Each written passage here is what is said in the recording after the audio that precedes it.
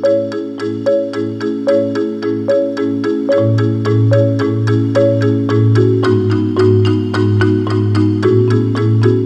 donne un cours qui s'intitule Littérature et géographie, un cours dans lequel on s'interroge sur la façon dont l'espace est représenté dans la littérature.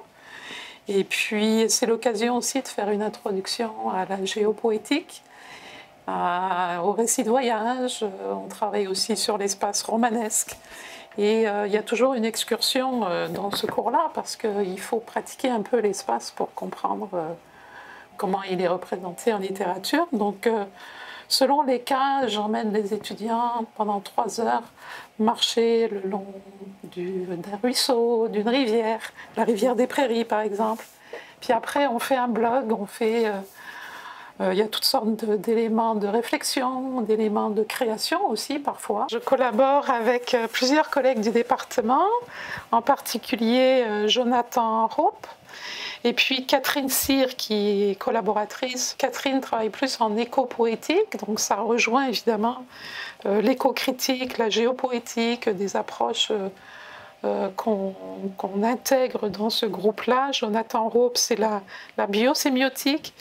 Et puis également Bertrand Gervais, qui travaille sur le numérique. Plusieurs projets sont en cours, évidemment. Après les milieux humides, on aura le végétal comme matériau. Donc on va en forêt cet automne. Et puis c'est à la fois le végétal comme pâte à papier par exemple, ou la vannerie. On interroge aussi ces pratiques-là. Et la 3e année, ce sera la question de l'alimentation. Et on voudrait envisager le végétal comme un moyen d'entrer en relation avec les différentes cultures, un médium d'une certaine façon. Donc on ira visiter les jardins communautaires à Montréal, et puis aussi en collaboration avec le jardin botanique.